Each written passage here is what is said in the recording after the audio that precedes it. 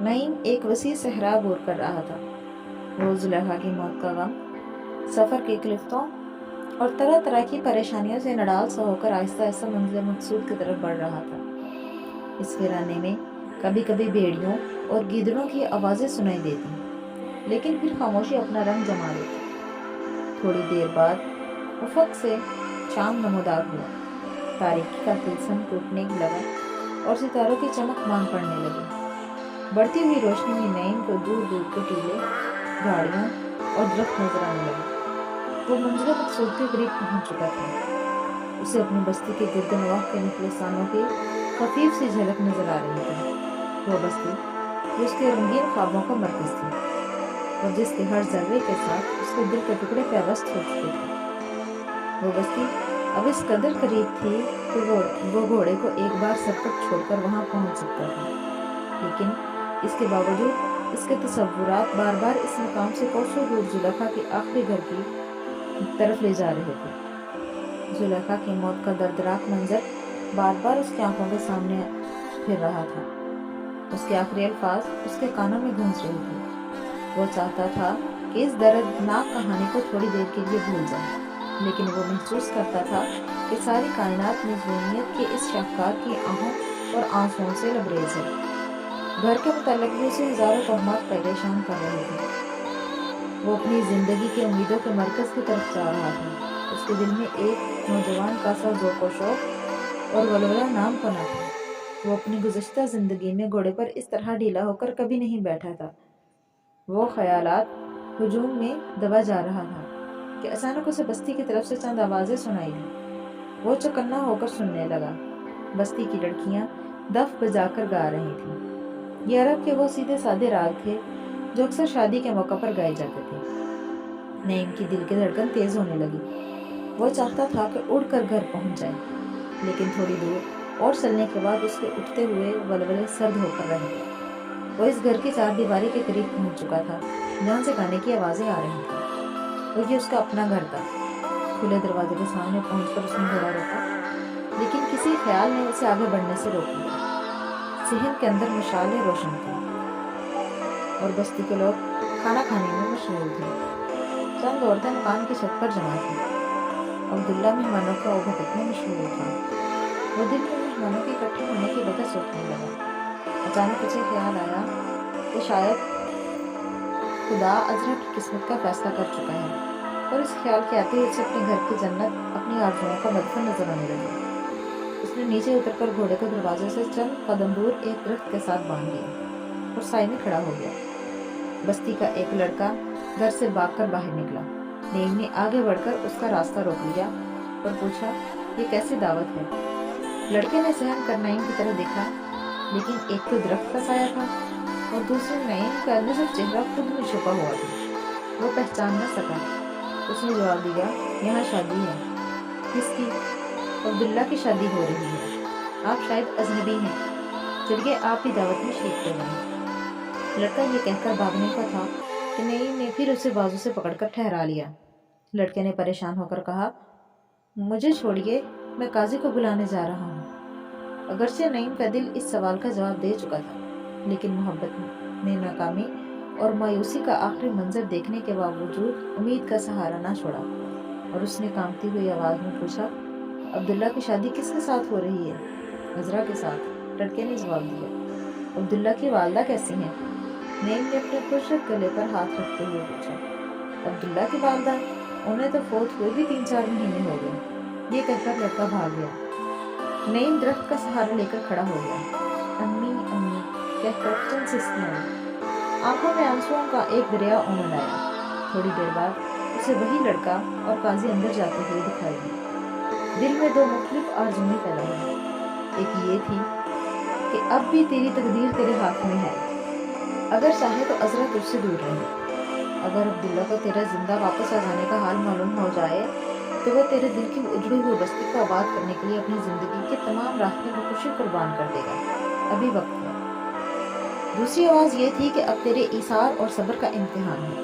अजरा के साथ तेरे भाई की मोहब्बत कम नहीं, और कुदरत को यही मंजूर है कि अजरा और अब्दुल्ला इकट्ठे रहें। जानसार भाई तुझ पर अपनी खुशी कुर्बान करने के लिए तैयार होगा। لیکن یہ زیادتی ہوگی۔ اب اگر تو نے عبداللہ سے قربانی کا مطالبہ کیا تو تیرا ضمیر کبھی مطمئن نہیں ہوگا۔ وہ تجھے سندھ تک تلاش کرتا پھرا اور اب شاید تیرے زندہ واپس آنے سے مایوس ہو کر عذرا سے شادی کر رہا ہے۔ تو بہادر ہے، مجاہد ہے، ضبط سے کام لے۔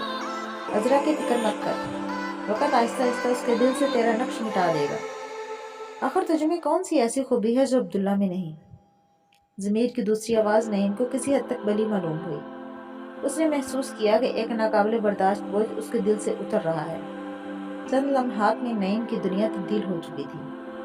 جس وقت گھر میں عبداللہ اور عذرا کا نکاح پڑھایا جا رہا تھا، نعیم گھر سے باہر درخت کے نیچے سر بسجود یہ دعا مانگ رہا تھا، اے کائنات کے مالک، اس شادی میں برکت دے۔ عذرا اور عبداللہ تمام عمر خوش و خرم رہے اور ایک دوسرے پر دل و جان سے نثار رہے۔ اے مالک حقیقی، میرے حصے کی تمام خوشی ان کو عطا کر دے۔ نعیم بہت دیر تک سر بسجود پڑا رہا۔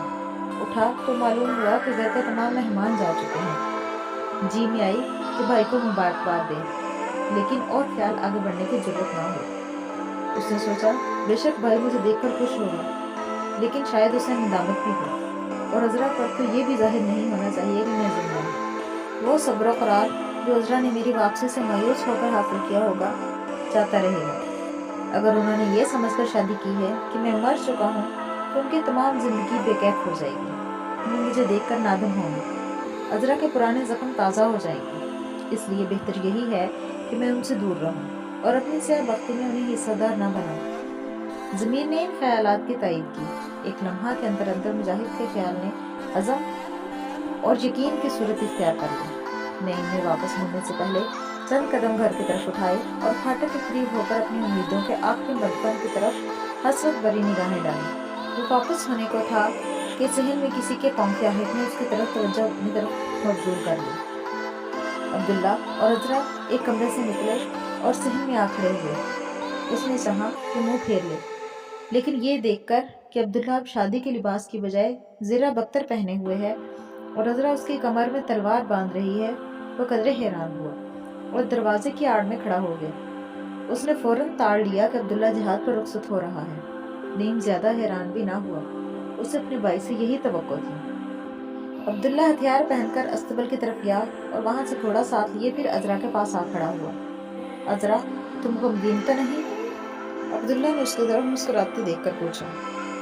نہیں، عذرا نے سر ہلاتے ہوئے جواب دیا۔ میں تو چاہتی ہوں کہ میں بھی اسی طرح زرہ پہن کر میدان میں جاؤں۔ عذرا، میں جانتا ہوں کہ تم بہادر ہو، لیکن آج میں تمہیں سارا دن دیکھتا رہا ہوں۔ مجھے معلوم ہوتا ہے کہ تمہارے دل پر ابھی تک ایک بوجھ ہے جسے تم مجھ سے چھپانا چاہتی ہو، لیکن میں جانتا ہوں نعیم کوئی بھول جانے والی ہستی نہیں۔ عذرا، ہم سب اللہ کی طرف سے آئے ہیں اور اسی کی طرف لوٹ جائیں گے۔ اگر وہ زندہ ہوتا تو ضرور واپس آتا۔ یہ خیال نہ کرنا کہ وہ مجھے کم عزیز تھا۔ اگر آج وہ میری جان تک کی قربانیوں سے واپس لا سکے تو میں خوشی سے جان پر کھیل جاؤں گا۔ کاش تم سوچو کہ تمہاری طرح میں بھی اس دنیا میں اکیلا ہوں۔ والدہ اور نعیم کے دعوے مفارقت دے جانے کے بعد میرا بھی اس دنیا میں کوئی نہیں۔ ہم اگر کوشش کریں تو ایک دوسرے کو خوش رکھ سکتے ہیں۔ عذرا نے جواب دیا، میں کوشش کروں گی۔ میرے متعلق زیادہ فکر نہ کرنا، کیونکہ اب اسپین میں مجھے کسی خطرناک مہم پر نہیں جانا پڑے گا۔ وہ ملک قریباً فتح ہو چکا ہے۔ چند علاقے باقی ہیں اور ان میں مقابلے کی طاقت نہیں ہے۔ میں بہت جلد آؤں گا اور تمہیں بھی ساتھ لے جاؤں گا۔ مجھے زیادہ سے زیادہ 6 ماہ لگیں گے۔ عبداللہ خدا حافظ کہہ کر گھوڑے پر سوار ہوا۔ نعیم اسے باہر نکلتے دیکھ کر دروازے سے چند قدم کے فاصلے پر ایک کھجور کی آڑ میں کھڑا ہو گیا۔ دروازے سے باہر نکل کر عبداللہ نے ایک بار عذرا کو مڑ کر دیکھا اور پھر گھوڑے کو ایڑ۔ صبح کے آثار نمودار ہو رہے تھے۔ عبداللہ گھوڑا بگائے جا رہا تھا۔ اس نے اپنے پیچھے ایک اور گھوڑے کے ٹاپوں کی آواز سنی۔ مڑ کر دیکھا، ایک سوار اس سے زیادہ تیزی کے ساتھ آ رہا تھا۔ عبداللہ گھوڑا روک کر اپنے پیچھے آنے والے سوار کو غور سے دیکھنے لگا۔ پیچھے آنے والا سوار اپنا چہرہ خود میں چھپائے ہوئے تھا۔ عبداللہ کو اس کے متعلق تشویش ہوئی اور اس نے اپنے ہاتھ کے اشارے سے اسے روکنا چاہا، لیکن اس نے عبداللہ کے اشارے کی کوئی پرواہ نہ کی اور بدستور گھوڑا دوڑاتا آگے نکل گیا۔ عبداللہ کو اور بھی تشویش ہوئی۔ اس نے اپنا گھوڑا اس کے تعاقب میں چھوڑ دیا۔ عبداللہ کو گھوڑا تازہ دم تھا، اس لیے دوسرا شخص جو ظاہر ایک شخص سوار معلوم ہوتا تھا۔ عبداللہ نے اس کے قریب پہنچ کر اپنا نیزہ بلند کیا اور کہا، اگر تم دوست ہو تو ٹھہرو، اگر دشمن ہو تو مقابلے کے لیے تیار ہو جاؤ۔ دوسرے سوار نے اپنا گھوڑا روک لیا۔ مجھے معاف کیجیے گا، عبداللہ نے کہا، میں جاننا چاہتا ہوں کہ آپ کون ہیں؟ میرا ایک بھائی بالکل آپ کی طرح گھوڑے پر بیٹھا کرتا تھا اور گھوڑے کی باغ بھی بالکل آپ کی طرح پکڑا کرتا تھا۔ اس کا قد و قامت بھی بالکل آپ جیسا تھا۔ میں آپ کا نام پوچھ سکتا ہوں؟ سوار خاموش رہا۔ آپ بولنا نہیں چاہتے؟ میں آپ سے پوچھتا ہوں کہ آپ کا نام کیا ہے؟ آپ نہیں بتائیں گے؟ سوار پھر خاموش رہا۔ میں آپ کی شکل دیکھ سکتا ہوں؟ سنتے نہیں آپ؟ سوار اس پر بھی خاموش رہا۔ معاف کیجیے گا، اگر کسی صدمہ کی وجہ سے بولنا نہیں چاہتے تو آپ کو کم از کم اپنی شکل دکھانے میں تو کوئی اعتراض نہیں ہونا چاہیے۔ اگر آپ کسی ملک کے جاسوس ہیں تو بھی میں آپ کو دیکھے بغیر آگے نہ جانے دوں گا۔ عبداللہ نے یہ کہہ کر اپنا گھوڑا اجنبی کے گھوڑے کے قریب کیا اور اچانک نیزے کی نوک سے زندگی کا خود اتار دیا۔ اجنبی کے چہرے پر نگاہ پڑتے ہی عبداللہ نے بے اختیار ہلکی سی چیخ کے ساتھ نعیم کہا۔ نعیم کی آنکھوں سے آنسو بہہ رہے تھے۔ دونوں بھائی گھوڑے سے اتر کر ایک دوسرے کے ساتھ لپٹ گئے۔ بہت بیوقوف ہو تم، عبداللہ نے نعیم کے پیشانے پر بوسہ دیتے ہوئے کہا۔ کمبخت، اتنی خودداری! اور یہ خودداری بھی تو نہ تھی۔ تم نے تھوڑی بہت عقل سے کام لیا ہوتا اور یہ سوچا ہوتا کہ گھر میں والدہ انتظار کر رہی ہوں گی، تمہارا بھائی تمہیں دنیا بھر میں تلاش کرتا پھرتا ہوگا اور عذرا بھی ہر روز بستی کے اونچے اونچے ٹیلوں پر چڑھ کر تمہاری راہ دیکھتی ہوگی، لیکن تم نے کسی کی پرواہ نہ کی۔ خدا جانے کہاں روٹ خوش رہے۔ نہیں، تم نے یہ کیا کیا؟ نعیم کوئی جواب دینے کی بجائے بھائی کے سامنے خاموش کھڑا تھا۔ اس کی آنکھیں اس کے دل کی کیفیت کی آئینہ دار تھیں۔ عبداللہ اس کی خاموشی سے متاثر ہوا۔ نعیم کو ایک بار پھر سینے سے لگا لیا اور کہا، تم بولتے نہیں؟ تم مجھ سے اتنے ہی متنفر تھے کہ منہ چھپا کر میرے قریب سے گزر گئے؟ نعیم، خدا کے لیے کچھ منہ سے بولو۔ تم کہاں سے آئے ہو اور کدھر جا رہے ہو؟ میں نے سندھ جا کر تمہاری تلاش کی، لیکن وہاں بھی تمہارا پتہ نہ چلا۔ تم گھر کیوں نہ پہنچے؟ نعیم نے ایک ٹھنڈی سانس لی اور کہا، بھائی خدا کو میرا گھر پہنچنا منظور نہ تھا۔ آخر تم رہے کہاں؟ عبداللہ نے پوچھا۔ نعیم نے اس کے جواب میں اپنی سرگزشت مختصر طور پر بیان کی، لیکن اس میں اس نے زلیخا کا تذکرہ نہ کیا اور نہ ہی بتایا کہ وہ گزشتہ رات گھر کی چار دیواری کے باہر کھڑا تھا۔ جب نعیم نے اپنی سرگزشت ختم کی تو دونوں بھائی دیر تک ایک دوسرے کو دیکھتے رہے۔ عبداللہ نے پوچھا، تم قید سے رہا ہونے کے بعد گھر کیوں نہ آئے؟ نعیم کے پاس اس بات کا کوئی جواب نہ تھا۔ اس نے بھی خاموشی اختیار کر لی۔ اب گھر جانے کے بجائے کہاں جا رہے ہو؟ عبداللہ نے سوال کیا۔ بھائی، میں ابن زیادت کو گرفتار کرنے کے لیے بصرہ سے بھی سپاہی لینے جا رہا ہوں۔ عبداللہ نے کہا، میں تم سے ایک بات پوچھتا ہوں اور امید ہے کہ تم جھوٹ نہیں بولو گے۔ پوچھئے۔ تم یہ بتاؤ کہ قید سے رہا ہونے کے بعد تمہیں کس نے بتایا تھا کہ عذرا کی شادی ہونے والی ہے؟ نعیم نے نفی میں سر ہلا دیا۔ اب تمہیں معلوم ہو چکا ہے کہ عذرا کی شادی میرے ساتھ ہو چکی ہے؟ ہاں، میں آپ کو مبارکباد دیتا ہوں۔ تم بستے سے ہو کر آئے ہو؟ عبداللہ نے پوچھا۔ ہاں، نعیم نے جواب دیا۔ گھر گئے تھے؟ نہیں۔ کیوں؟ اس خیال سے کہ میں نے تم پر ظلم کیا ہے۔ نعیم بولا، آپ کا خیال غلط ہے۔ میں اس لیے گھر نہیں گیا کہ میں آپ پر اور عذرا پر ظلم نہیں کرنا چاہتا تھا۔ مجھے معلوم ہے کہ آپ میرے گھر آنے کے متعلق مایوس ہو چکے تھے اور آپ نے محسوس کیا کہ عذرا دنیا میں اکیلی ہے اور اسے آپ کی ضرورت ہے۔ گھر جا کر پھر ایک بار پرانے زخموں کو تازہ کر کے عذرا کی زندگی کو تلخ نہیں بنانا چاہتا تھا۔ فطرت کے اشارات مجھ پر کئی بار ظاہر ہو چکے تھے کہ عذرا میرے لیے نہیں۔ تقدیر آپ کو اس امانت کا محافظ منتخب کر چکی تھی۔ میں تقدیر کے خلاف جنگ نہیں کرنا چاہتا تھا۔ بھائی، میں خوش ہوں، بے حد خوش ہوں، کیونکہ مجھے اس بات کا یقین ہے کہ عذرا آپ کو اور آپ عذرا کو خوش رکھ سکیں گے، اور آپ دونوں کی خوشی سے زیادہ مجھے کسی چیز کی تمنا نہیں۔ آپ مجھ پر اور عذرا پر ایک احسان کریں، اور وہ یہ ہے کہ آپ عذرا کے دل میں کبھی یہ خیال نہ آنے دیں کہ میں زندہ ہوں۔ آپ اسے یہ نہ بتائیں کہ میں آپ کو ملا تھا۔ نہیں، تم مجھ سے کیا چھپانا چاہتے ہو؟ یہ کوئی ایسا معمہ نہیں جسے میں نہ سمجھ سکوں۔ تمہاری آنکھیں، تمہاری شکل و صورت اور تمہارا لہجہ یہ ظاہر کر رہا ہے کہ تم ایک زبردست بوجھ کے نیچے چلے جا رہے ہو۔ عذرا نے میرا دل رکھنے کے لیے قربانی دی ہے، اور وہ بھی اس خیال سے کہ شاید میں مر چکا ہوں۔ نعیم نے کہا۔ اف نعیم، مجھے شرمسار نہ کرو، میں نے تمہیں بہت تلاش کیا، خدا کو یہی منظور تھا۔ نعیم نے عبداللہ کی بات کاٹتے ہوئے کہا۔ نعیم، تم یہ خیال کرتے ہو کہ میں؟ عبداللہ آگے کچھ نہ کہہ سکا۔ اس کی آنکھوں میں آنسو بھر گئے۔ وہ بھائی کے سامنے ایک بے گناہ مجرم کی طرح کھڑا تھا۔ نعیم نے کہا، بھائی، تم ایک معمولی بات کو اس قدر اہمیت کیوں دے رہے ہو؟ عبداللہ نے جواب دیا، کاش یہ ایک معمولی بات ہوتی۔ नहीं, ये वालदा की वसीयत थी कि अजरा को अकेली ना छोड़ना, लेकिन वो तुम्हें भूली नहीं, वो तुम्हारी है। मैं तुम्हारी और अजरा की खुशी के लिए उसे तलाक दे दूंगा। तुम दोनों को एक हुए घर को बसाकर जो इत्मीनान मुझे हासिल होगा वो मैं ही जानता हूँ। भाई खुदा के लिए ऐसा नहीं, ऐसा करने से हम तीनों की जिंदगी तलख हो जाएगी। मैं खुद अपनी नजरों में पस्त हो जाऊंगा। तुम्हें अब तकदीर पर शाकिर रहना चाहिए, लेकिन मेरा ज़मीर मुझे क्या कहेगा? नीम ने अपने चेहरे पर एक तसल्ली अमेज मुस्कुराते हुए कहा, आपकी शादी में मेरी मर्जी भी शामिल थी। तुम्हारी मर्जी? वो कैसे? गुज़श्ता रात में वहीं था।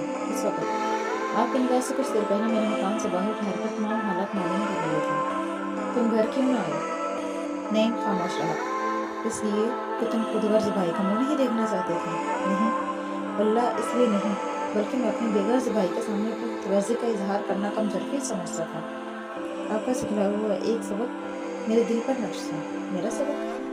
हाँ, मुझे आप ये सबक दे चुके थे कि वो उनस जो एहसार के जज्बे से खाली हो, मोहब्बत कहलाने का मुस्तहिक नहीं। मैं हैरान हूँ कि तुम्हारी तबीयत में ये इनकलाब क्यों कर आ गया। सच बताओ कि तुम्हारी रूह से अजरा की जगह किसी और का तसव्वुर ने तो नहीं छीन ली? अगरचे मुझे ये शुबा नहीं, लेकिन अजरा शुरू में वालिदा से ऐसे शुक्र को जाहिर किया करती थी। मुझे यकीन था कि जिहाद के लिए गैरमामूली जज्बा तुम्हें सिंह की तरफ ले गया था, लेकिन फिर भी कभी कभी ये शक होता था कि तुम जानबूझकर शायद शादी से पहलू तय करना चाहते थे। अगर तुम्हारे घर न आने की वजह ये थी तो भी तुमने अच्छा नहीं किया। नईम खामोश रहा। वो नहीं जानता था कि क्या जवाब दे। उसकी आंखों के सामने बचपन का वो वाक़या फिर रहा था जब वो अजरा को पानी में लेकर जाता और अब्दुल्ला ने उसकी खातिर एक नाकर्दा खुदा का बोझ अपने साथ लेकर उसे सजा से बचाया था। वो भी एक न किए हुए जुर्म का इकरार करके भाई को एक गुनाह एक गुनाह दिला सकता था। नईम की खामोशी से अब्दुल्ला के शुक्र को तंग हो गया। उसने नईम को बाजू पकड़कर हिलाते हुए कहा, बताओ नईम। नईम ने चौंक कर अब्दुल्ला के चेहरे पर निगाह डाली, मुस्कुराया और कहा, हाँ भाई, मैं अपने दिल में किसी और को जगह दे चुका हूँ। अब्दुल्ला ने इत्मीनान का सांस लेते हुए कहा, अब मुझे बताओ कि तुम इससे शादी कर चुके हो या नहीं? नहीं। इस मामले में कोई मुश्किल है? नहीं। शादी कब करोगे? अनकरीब। घर कब जाओगे? इब्ने सादिक की गिरफ्तारी के बाद। अच्छा, मैं ज़्यादा नहीं पहुँचता। अगर मुझे बहुत जल्द अंदरुस पहुँच जाने का हुक्म ना होता तो मैं तुम्हारी शादी देखकर जाता। वापस आने तक ये तवक्को रखूंगा कि तुम अपने साथी को गिरफ्तार करने के बाद घर पहुंच जाओगे इंशाल्लाह। दोनों भाई एक दूसरे से बगलगीर हुए और घोड़ों पर सवार हो गए। नईम बज़ाहिर अब्दुल्ला की तशफ़ी कर चुका था, लेकिन उसका दिल धड़क रहा था। वो अब्दुल्ला के मज़ीद सवालात से घबराता था। वो तमाम रास्ता भाई से उनके हालात के मुतल्लिक़ सवालात करता रहा। कोई दो गज फासला तय करने के बाद उसे चौराहे पर उन दोनों के रास्ते जुदा होते थे। इस चौराहे के करीब पहुंचकर नईम ने मुसाफा करने की नीयत से अपना हाथ अब्दुल्ला की तरफ बढ़ा दिया और इजाज़त तलब की। अब्दुल्ला ने नईम का हाथ अपने हाथ में लेते हुए पूछा, नईम, तुमने जो कुछ मुझसे कहा है सच है या मेरे दिल रखने की बातें की थी? आपको मुझ पर एतबार नहीं, मुझे तुम पर एतबार है। अच्छा, खुदा हाफिज़। अब्दुल्ला ने नईम का हाथ छोड़ दिया। नईम ने एक लम्हा तामुल किए बगैर घोड़े की बाग मोड़ ली और सर पर दौड़ा दिया। जब तक उसके घोड़े की आखिरी झलक नजर आती रही, अब्दुल्ला वहीं खड़ा उसकी बातों पर गौर करता रहा। और जब वो नजरों से गायब हो गया तो उसने हाथ फैलाकर दुआ की, ऐ जज़ा व सज़ा के मालिक, अगर तुझे यही मंजूर था कि अज़रा मेरी रफ़ीक़े हयात बने तो मुझे तेरी तकदीर पर रज़ामंदी है।